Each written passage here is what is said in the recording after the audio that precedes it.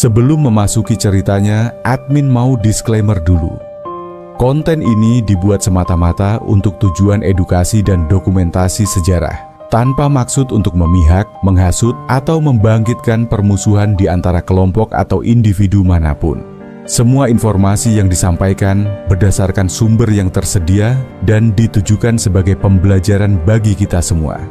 Konflik ini merupakan bagian dari sejarah yang mengajarkan betapa pentingnya perdamaian, toleransi, dan persatuan di tengah keberagaman.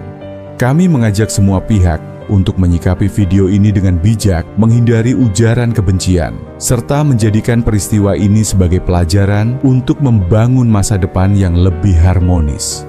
Jika Anda memiliki pandangan atau informasi tambahan, silakan berdiskusi dengan santun di kolom komentar, dengan tetap menghormati semua pihak dan menjaga nilai-nilai kebersamaan. Konflik Ambon yang meletus pada akhir Januari 1999 bukanlah sebuah insiden spontan yang muncul tanpa latar belakang. Ia ibarat api yang telah lama membara di bawah abu tertutup dan nyaris tak terlihat, namun sesungguhnya menyimpan potensi ledakan sosial yang dahsyat. Ketika akhirnya pecah, konflik ini bukan sekadar pertikaian antaragama, melainkan manifestasi dari luka sejarah, ketimpangan sosial, dan dinamika politik yang telah membusuk selama puluhan tahun. Akar ketegangan di Ambon dapat ditelusuri sejak masa kolonial Belanda. Dalam sistem pemerintahan kolonial, masyarakat Maluku, khususnya yang beragama Kristen, mendapat posisi strategis dalam militer dan birokrasi. Mereka banyak direkrut menjadi tentara KNIL, mendapatkan pendidikan, dan ditempatkan dalam posisi administrasi pemerintahan.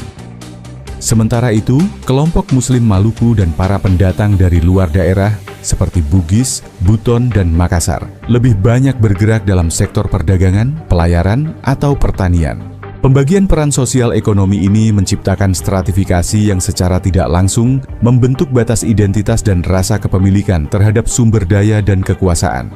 Seiring waktu, ketegangan yang bersifat struktural ini semakin mengeras dengan masuknya arus migrasi besar-besaran ke Ambon dari berbagai wilayah Indonesia Timur. Para pendatang, yang sebagian besar Muslim, mulai mendominasi pasar-pasar tradisional dan sektor ekonomi informal. Banyak masyarakat lokal, baik Muslim maupun Kristen, merasa terpinggirkan oleh dinamika baru ini. Di satu sisi, kelompok Kristen merasa kehilangan dominasi historis mereka. Di sisi lain, kelompok Muslim lokal merasa identitas mereka disamakan dengan para pendatang, dan ikut terseret dalam persaingan ekonomi serta konflik antar kelompok yang kian tajam. Runtuhnya rezim Orde Baru pada tahun 1998 mempercepat proses disintegrasi sosial. Kebebasan berekspresi yang muncul pasca reformasi justru menjadi ruang bagi tumbuhnya polarisasi identitas berbasis agama dan etnis. Konflik-konflik kecil mulai bermunculan, dan narasi kami versus mereka menjadi semakin kuat di tengah masyarakat. Sayangnya, aparat keamanan yang seharusnya menjadi penengah justru kerap dianggap memihak salah satu kelompok. Dalam beberapa kasus, TNI dan Polri pun terlibat dalam ketegangan yang bisa memperburuk krisis kepercayaan publik terhadap institusi negara. Di balik layar, aktor-aktor lokal dan nasional turut memainkan peran. Para elit politik memanfaatkan situasi ini untuk membangun basis kekuasaan, sementara kelompok kriminal dan preman bersenjata tumbuh subur di tengah kekacauan. Pasar-pasar tradisional menjadi titik panas perebutan pengaruh, dan sentimen agama menjadi alat yang efektif untuk memobilisasi massa. Pada November 1998, Jakarta Utara diguncang oleh kerusuhan berdarah yang dikenal sebagai tragedi Ketapang. Bentrokan terjadi antara kelompok preman Ambon, beragama Kristen, dan warga Muslim lokal. Insiden ini menewaskan puluhan orang dan menyebabkan kerusakan besar, termasuk pembakaran rumah ibadah dan pemukiman warga. Setelah kerusuhan mereda, TNI Angkatan Laut mengambil langkah tegas dengan menertibkan dan memulangkan hampir 200 orang preman Ambon dari Jakarta ke kampung halaman mereka di Maluku. Langkah ini dilakukan sebagai bagian dari upaya meredakan ketegangan dan memulihkan stabilitas keamanan di ibu kota pasca kerusuhan. Namun, kembalinya para preman tersebut justru membawa dampak serius di tanah asal mereka. Menurut sejumlah saksi mata dan peneliti konflik, beberapa dari preman yang dipulangkan, itulah yang kemudian berperan sebagai provokator dalam pecahnya kekerasan sektarian pertama kali di Ambon pada Januari 1999. Mereka disebut-sebut memicu konflik antara komunitas Muslim dan Kristen, yang sebelumnya hidup berdampingan secara relatif damai. Aksi provokatif ini menciptakan percikan awal yang kemudian menjalar menjadi konflik horizontal berkepanjangan di Maluku yang menewaskan ribuan orang dan memecah belah struktur sosial masyarakat selama bertahun-tahun. Peran preman dalam dinamika konflik ini menambah kompleksitas persoalan, menunjukkan bagaimana kekerasan urban bisa berpindah dan menyulut ketegangan baru di wilayah yang rentan secara sosial dan politik.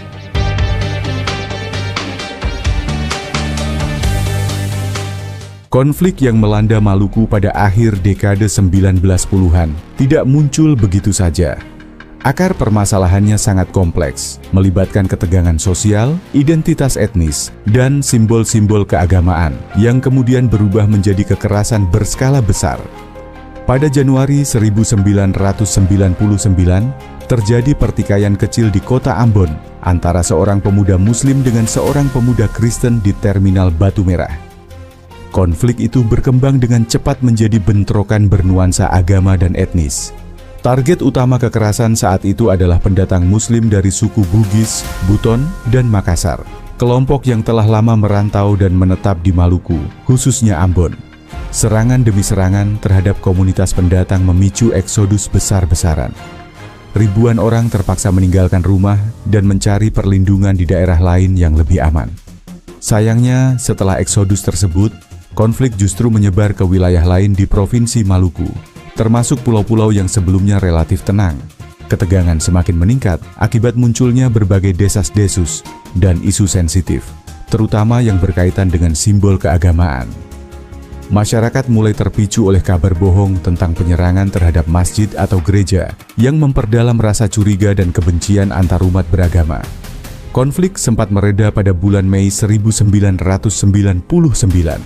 Saat itu, perhatian publik beralih pada masa kampanye menjelang pemilihan umum. Namun, ketenangan ini bersifat sementara. Ketika hasil pemilu diumumkan, dan Partai Demokrasi Indonesia Perjuangan atau PDIP memenangkan suara terbanyak di Ambon, situasi kembali memanas. Sebagian masyarakat menafsirkan kemenangan PDIP sebagai kemenangan kelompok Kristen, meskipun partai ini secara resmi tidak berbasis agama. Kemenangan tersebut dijadikan pemicu oleh kelompok tertentu untuk melakukan aksi kekerasan dan sentimen agama semakin meruncing. Masyarakat mulai bergerak dengan semangat mempertahankan identitas agamanya. Kekerasan pun kembali pecah secara terbuka. Bahkan aparat keamanan yang seharusnya menjadi penengah ikut terseret dalam konflik dan terbagi berdasarkan garis agama. Hal ini menyebabkan kinerja aparat lumpuh dan tidak mampu meredam situasi. Selama tahap pertama, ketika secara relatif jumlah orang yang terbunuh masih sedikit dan tingkat kebencian antaragama belum mencapai klimaksnya, maka operasi intelijen direncanakan secara cermat untuk mengkondisikan kedua komunitas menerkam leher satu sama lain segera setelah kerusuhan sosial dipicu. Operasi-operasi intelijen ini mencakup penyaluran pamflet-pamflet provokatif di kalangan penduduk dan penyaluran handy-talkie di kalangan pemimpin kelompok-kelompok setempat agar kerusuhan dapat dipicu secara simultan dalam jangkauan yang luas. Beberapa pamflet tanpa nama yang disebarkan di Ambon memperingatkan kedua belah pihak bahwa pihak lain sedang merencanakan untuk membakar rumah-rumah ibadah mereka dan memperingatkan sebuah kelompok etnik bahwa kelompok etnik lain sedang merencanakan untuk membinasakan mereka. Pamflet-pamflet serupa disebarkan di kalangan kaum Muslim di Maluku Utara menjelang kerusuhan bulan Agustus dan November 1999. Ditandatangani oleh para pemimpin gereja Protestan di Ambon, isi pamflet-pamflet itu mendesak orang Kristen untuk membinasakan semua orang Muslim. Salah satu pamflet jatuh ke tangan aparat desa di Tidore. Sebuah pertemuan diadakan, dan ketika pendeta setempat Ari Risakota tidak muncul untuk menjelaskan isi surat itu. Ternyata ia diserang dan dibunuh di rumahnya. Mengingat bahwa pertarungan yang masih berlangsung di Ambon, rasanya sangat tidak mungkin bahwa ada pemimpin gereja menginginkan konflik itu merambat ke daerah lain di kepulauan itu. Jadi dapat disimpulkan bahwa pamflet-pamflet ini dibuat oleh para agitator yang sangat profesional, yang mengenal masyarakat Maluku Utara dengan sangat baik. Puncak eskalasi kekerasan antara umat Muslim dan Kristen terjadi pada 26 Desember 1999. Dua tragedi besar mengguncang publik. Penyerangan dan pembakaran gereja Silo, serta pembantaian massal terhadap sekitar 800 Muslim di Masjid Desa Tobelo, Halmahera Utara yang dilakukan oleh massa Kristen. Kedua kejadian ini menjadi titik balik yang memperdalam konflik dan menimbulkan trauma berkepanjangan bagi masyarakat kedua belah pihak. Gereja Silo adalah simbol penting bagi umat Kristen Protestan Maluku. Lokasinya di jantung kota Ambon menjadikannya bukan sekadar tempat ibadah, tetapi juga penanda identitas komunitas. Saat bangunan megah itu dilalap api, suara lonceng terakhirnya seolah menjadi perpisahan tragis antara kedamaian dan awal dari babak baru penuh kekerasan. Pasca pembakaran, ribuan warga Kristen tumpah ruah di jalan-jalan. Sebagian besar dalam kondisi marah, syok, dan penuh dendam. Suasana kota mencekam. Pemuda-pemuda Kristen membentuk barisan pertahanan, memblokade jalan-jalan utama, mempersenjatai diri dengan parang, panah, hingga senjata rakitan. Aroma asap, sisa kebakaran, serta doa dari berbagai penjuru menggema bersahutan. Seakan kota telah terbelah menjadi dua dunia yang saling mengintai dan saling menunggu kesempatan untuk menyerang. Banyak keluarga Kristen mengungsi ke daerah-daerah kantong Kristen seperti Kudamati, Benteng, Lateri, dan sekitarnya. Sementara umat Islam memperkuat basis mereka di Waihaong, Air Salobar, Galunggung, dan Batu Merah. Aparat keamanan, baik polisi maupun TNI, seringkali kewalahan, bahkan dituduh berpihak dan tidak mampu menengahi secara adil. Sementara di Desa Tobelo, Halmahera Utara, tragedi yang terjadi lebih mengerikan. Masjid yang biasanya menjadi tempat suci dan perlindungan berubah menjadi tempat pembantaian massal. Sekitar 800 Muslim, termasuk perempuan dan anak-anak, dibantai secara sistematis oleh massa Kristen bersenjata yang datang dari desa-desa sekitar. Kesaksian selamat dari tragedi ini menggambarkan kengerian yang tak terbayangkan. Beberapa korban bersembunyi di bawah tumpukan mayat untuk menghindari kematian. Darah mengalir di lantai masjid. Dinding-dinding dipenuhi peluru dan noda kejam dari pembantaian yang terjadi. Masjid itu sendiri kemudian dibakar, menyisakan puing-puing dan aroma kematian yang membekas hingga berminggu-minggu. Kabar tentang tragedi Tobelo menyebar cepat melalui pesan-pesan radio, rekaman amatir, dan cerita saksi selamat. Ketika berita itu sampai ke Ternate, Ambon, dan Makassar, reaksi balas dendam langsung muncul. Para pemuka agama Muslim menyerukan jihad. Ratusan pemuda dari Sulawesi Selatan, Sumatera, dan Jawa mulai berlayar menuju Maluku, membentuk kelompok yang kemudian dikenal sebagai Laskar Jihad. Mereka datang dengan doktrin dan semangat untuk melindungi saudara seiman.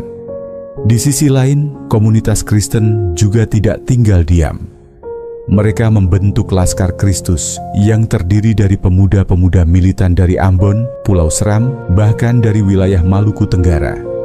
Setiap kelompok percaya bahwa mereka sedang mempertahankan agama dan tanah leluhur.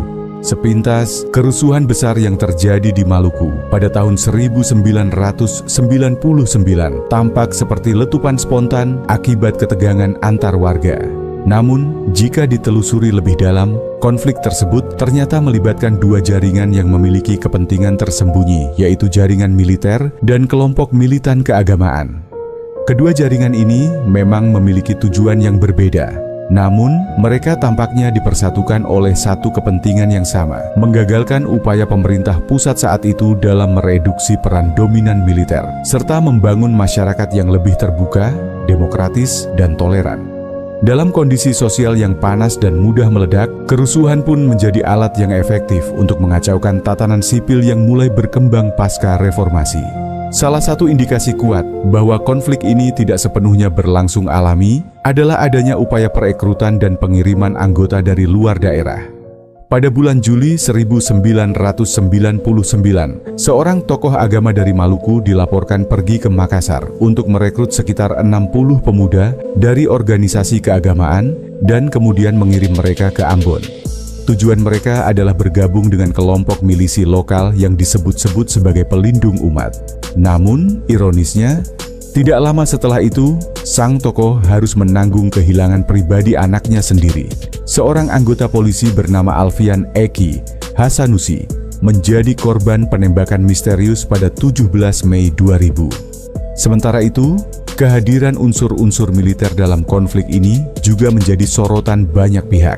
Sampai dengan Mei 2000, sekitar 70% dari korban tewas dan luka-luka di kedua belah pihak diketahui terkena tembakan senjata organik milik TNI dan Polri.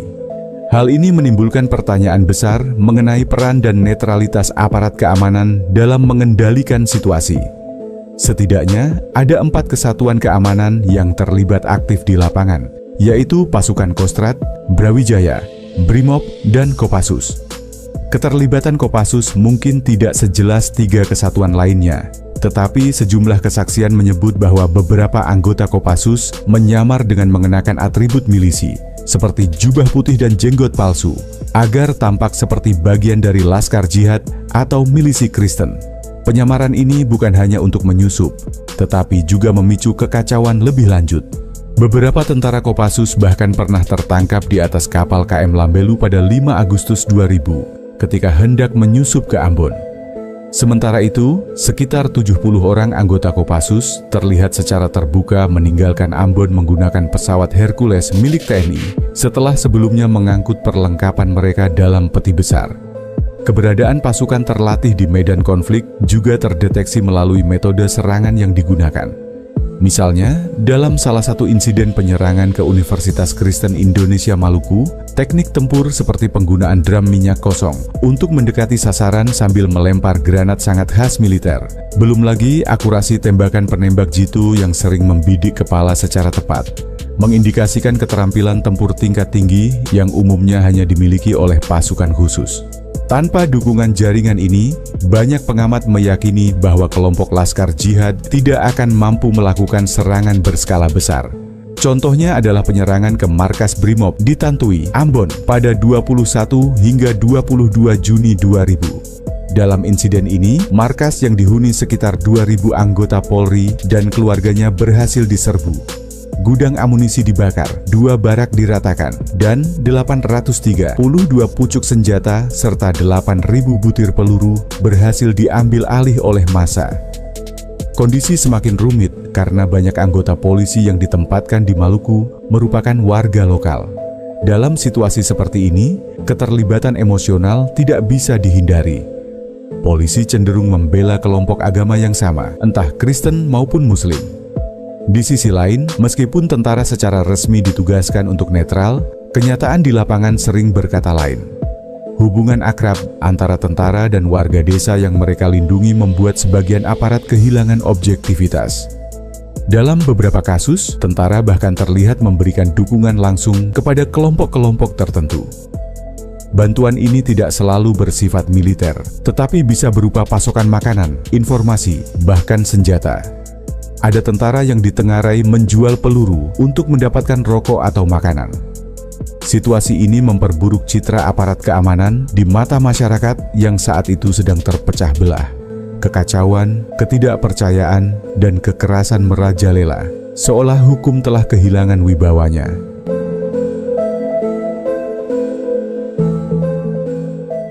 Konflik Ambon yang pecah pada awal 1999 menjadi salah satu tragedi kemanusiaan terbesar dalam sejarah Indonesia pasca reformasi. Bentrokan antara kelompok Muslim dan Kristen yang awalnya dipicu oleh pertikaian kecil di Terminal Batu Merah, dengan cepat meluas menjadi perang komunal berskala besar. Dampaknya sangat luas, meliputi kerusakan fisik, penderitaan manusia, kehancuran sosial, dan luka psikologis yang dalam. Korban jiwa jatuh dalam jumlah yang sangat besar, mencakup anak-anak, perempuan, hingga orang lanjut usia. Banyak yang terbunuh secara kejam di jalanan, di dalam rumah, bahkan di tempat ibadah. Selain yang meninggal, tak terhitung jumlah orang yang terluka akibat kekerasan fisik, senjata tajam, tembakan, maupun luka bakar dari bangunan yang dibakar. Rumah sakit kewalahan menangani para korban, sementara obat-obatan dan tenaga medis sangat terbatas. Ratusan ribu warga terpaksa meninggalkan kampung halaman mereka. Mereka kehilangan rumah, harta benda, dan seringkali juga anggota keluarga. Para pengungsi hidup dalam kondisi memprihatinkan di tenda-tenda darurat, barak-barak sementara, bahkan hutan dan pulau-pulau terdekat. Akses terhadap makanan, air bersih, dan layanan kesehatan sangat terbatas, sehingga memperparah penderitaan mereka. Infrastruktur kota Ambon dan wilayah sekitarnya hancur parah. Ribuan rumah warga dibakar, begitu pula sekolah, pasar, kantor pemerintahan, masjid, gereja, dan jembatan. Jalan-jalan menjadi sepi dan mencekam. Kota yang dulunya hidup dan dinamis berubah menjadi kawasan yang porak-poranda, sunyi, dan penuh ketakutan. Pada puncak konflik Ambon, tahun 1999 hingga 2002, intensitas kekerasan yang begitu besar akhirnya mendorong pemerintah pusat turun tangan langsung dalam proses perdamaian. Proses ini berlangsung cepat, bahkan terbilang sangat singkat jika dibandingkan dengan standar umum perjanjian damai di wilayah konflik. Puncaknya adalah penandatanganan Perjanjian Damai Malino Kedua pada 11 Februari 2002 yang dilangsungkan di Pegunungan Malino, Sulawesi Selatan. Dua tokoh penting dari pemerintah pusat yang memimpin proses ini adalah Susilo Bambang Yudhoyono, saat itu menjabat sebagai Menteri Koordinator Bidang Politik dan Keamanan, serta Jusuf Kalla, Menteri Koordinator Kesejahteraan Rakyat. Jusuf Kalla kemudian meminta Gubernur Maluku untuk menunjuk masing-masing satu perwakilan dari komunitas Muslim dan Kristen. Kedua perwakilan ini lalu membentuk delegasi yang lebih besar, terdiri dari 35 orang Muslim dan 34 orang Kristen. Total 69 orang ini dikumpulkan dan difasilitasi untuk berdialog di Malino selama 3 hari. Namun, proses yang serba cepat ini menyisakan persoalan. Tidak ada waktu yang cukup untuk melibatkan komunitas secara luas, dan bahkan para pemimpin agama tidak dilibatkan dalam konsultasi publik. Akibatnya, sebagian kelompok masyarakat merasa bahwa perwakilan yang hadir tidak benar-benar mencerminkan aspirasi mereka. Meski pemerintah pusat dan daerah telah berupaya menyeimbangkan jumlah perwakilan dari masing-masing komunitas, mereka belum cukup memperhatikan kredibilitas dan kapasitas para delegasi tersebut. Tidak semua dari mereka memiliki otoritas untuk menegakkan kesepakatan di lapangan. Walau begitu, Perjanjian Malino II tetap menjadi tonggak penting. Ia menandai berakhirnya konflik secara formal dan menunjukkan adanya kemauan politik yang kuat untuk menghentikan kekerasan. Berbeda dengan Malino I yang hanya berupa deklarasi, Malino II adalah perjanjian damai yang bersifat lebih konkret dan mengikat. Kalau kalian tertarik membaca isi lengkap perjanjian Malino II, admin sudah sediakan link sumbernya di deskripsi. Konflik Ambon bukan hanya soal pertikaian antara dua kelompok agama, tetapi gambaran kompleks tentang bagaimana politik, ekonomi, sejarah, dan identitas bisa saling bertabrakan dalam ruang sosial yang rapuh. Dari konflik ini, kita belajar bahwa luka lama yang tak pernah disembuhkan, ketidakadilan yang dibiarkan, serta manipulasi oleh kepentingan tertentu bisa berubah menjadi bencana kemanusiaan. Namun di balik tragedi, selalu ada harapan. Upaya rekonsiliasi, dialog antarumat, dan kerja keras banyak pihak membuktikan bahwa damai bukan mustahil. Kita semua punya peran untuk menjaga persatuan, menolak kekerasan, dan membangun Indonesia yang adil dan inklusif bagi semua. Karena sejarah seharusnya bukan untuk dilupakan, melainkan untuk dipelajari, agar tidak terulang kembali. Itulah yang bisa admin sampaikan. Jika terdapat kesalahan, admin mohon maaf ya. Terima kasih bagi kalian yang sudah nonton sampai habis. Sampai jumpa lagi di video selanjutnya. Semoga kita selalu diberikan kesehatan, kebahagiaan, rezeki yang banyak dan berkah.